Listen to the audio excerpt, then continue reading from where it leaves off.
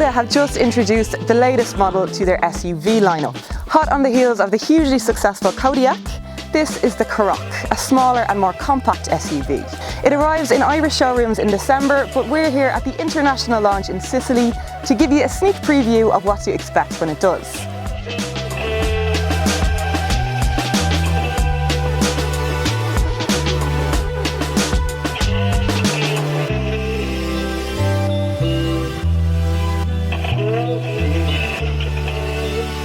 And when I say we, I am joined here today by Bob Flavin of the Next Gear, who any Irish car fans will know already from his hugely successful YouTube channel, The Next Gear, which if you don't subscribe to, you really should.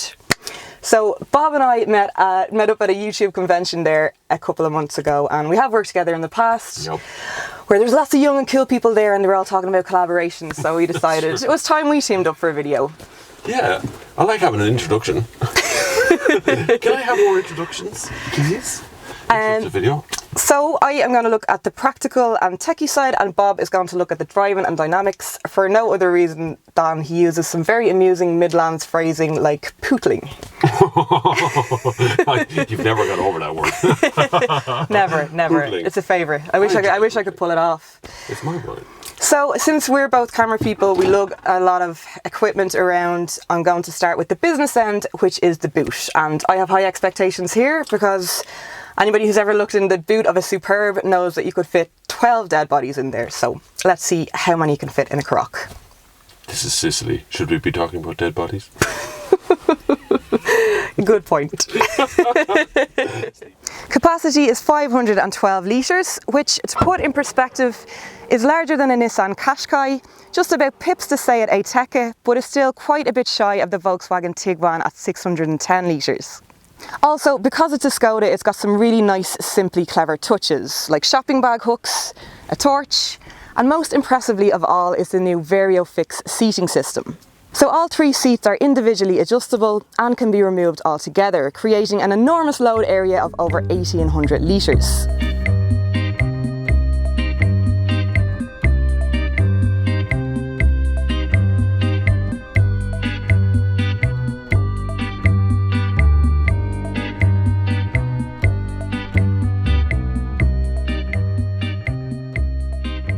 Skoda tell us the Karoq is the ideal size for 5 people.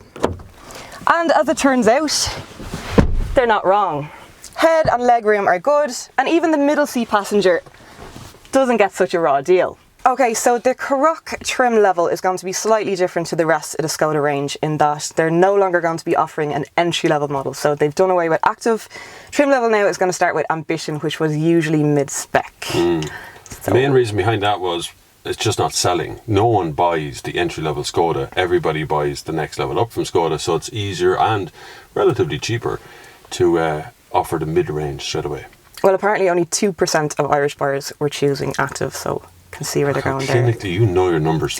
I couldn't tell you what 2% of buyers are. I'm a fact checker. So what that means is that standard features on the Karoq include things like 17-inch alloys, dual zone climate control, parking sensors, a reversing camera, and SmartLink, which incorporates Apple CarPlay and Android Auto. The Karoq will also mark a massive leap forward for the brand in terms of technology in the cabin. So the new infotainment system is one of the new ones from the Volkswagen Group Infotainment Matrix, so kind of very similar to what's coming out in the newer Volkswagens, the Golf and Arteon.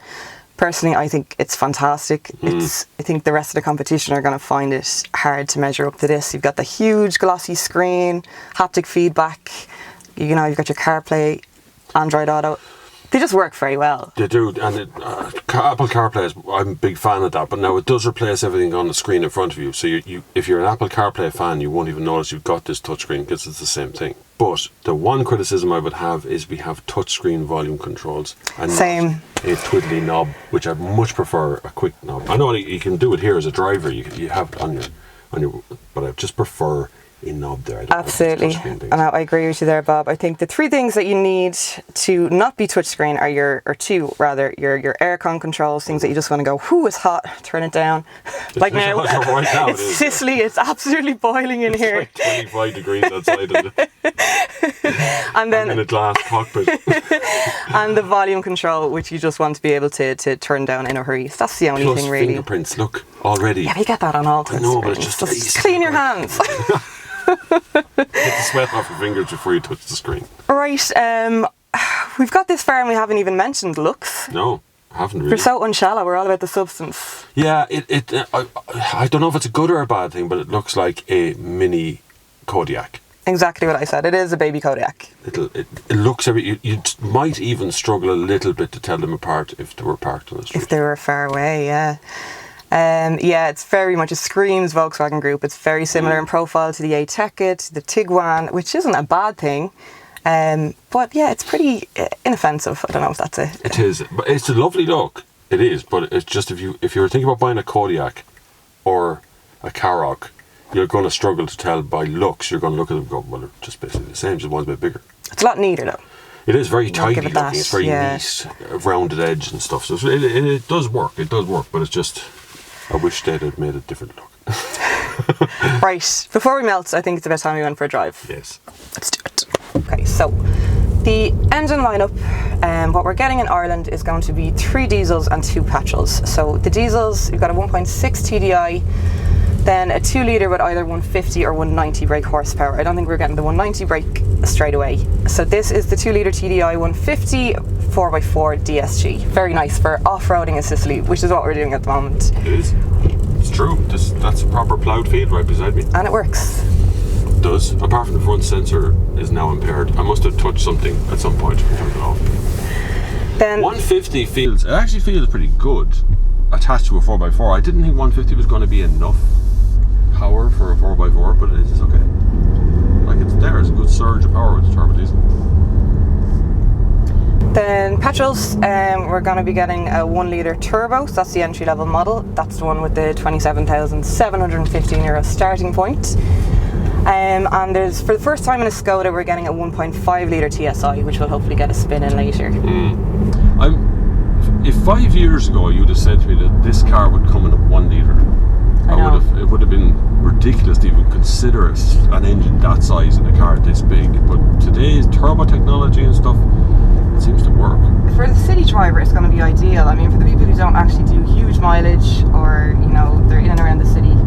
Sorry, I just landed on my arm. I knew flies would be in the cabin there. Sorry. Yeah, the 1 litre turbo thing is obviously taken off in a huge way in the C segment. I think people will still balk a little bit at the idea of an SUV. I know the A-Tech has the 1 litre already. But I think for a lot of people it will make sense. It's one of those cars that when you try it, you'll be pleasantly surprised by. Yeah. But this is a really good combo though, this diesel version. And I know diesel's probably not where your head is at the moment. Everyone's thinking about electric and petrols and all that sort of thing, but this combination is really quite sensible. It's been very economical during the day. It's well able to hold the 4x4 system. It did well going up that mountain we just came down. It's a good combo between the two. It's also got an impressive amount of safety features available now, including lane keep assist. You've got front assist. Where are you on the whole assisted driving thing? What do you like? I love active cruise control. There's a good reason behind that. It's not for the lazy. It's actually because it completely stops you speeding. Once you put on active cruise control on a car and you set to 100 km an hour or 80 km an hour, it never goes over it, and it never gets tailgates. It never does. It's never let me down either. I've never been in a situation where I don't like using it. Apart from here. On the top of this mountain, it's probably not a good place to use active cruise control. Yeah, I'm a fan of some, and there's some that I'll admit that I just don't use. Not a huge fan of lane keep assist. Sometimes it can be a little bit oversensitive, I find. You get this panic beeping. One thing I really do like, which is going to be offered on this, is blind spot monitoring. Yes. It's just something, it's so subtle, it's unobtrusive. It's just this little flash of light in the corner of your eye reminds you to stay alert, that there's something that you can't see. So that'd be a favourite of mine. I find the lane keeping is pinball sometimes.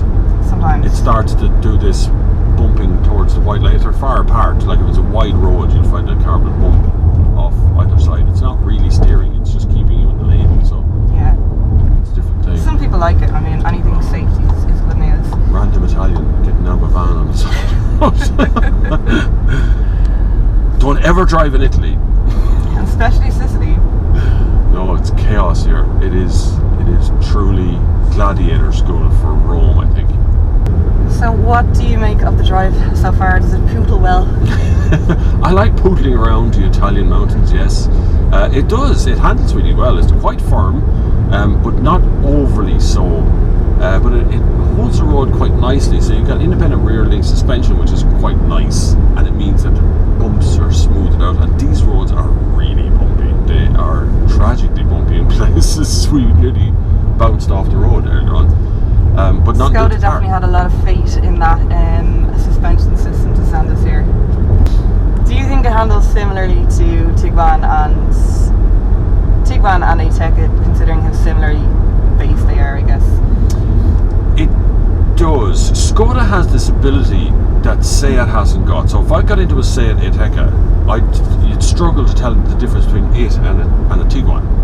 But when I get into a Skoda, I never think about Tiguan. I just think about, I don't know how Skoda do this. I agree, you always know it's a Skoda. Yeah, you get in and you go, I'm definitely in a Skoda. I'm not in a VW here at all. And yet it's all the same stuff from the Volkswagen group. But the drive, the chassis, the engine lineup, they're all basically the same. So you do feel that VW-ness about the car, but I don't overly worry about it because it's a Skoda. And Skoda's just that simply clever thing. And I'm quite a fan of that. You know, Skoda would be my favourite of the group.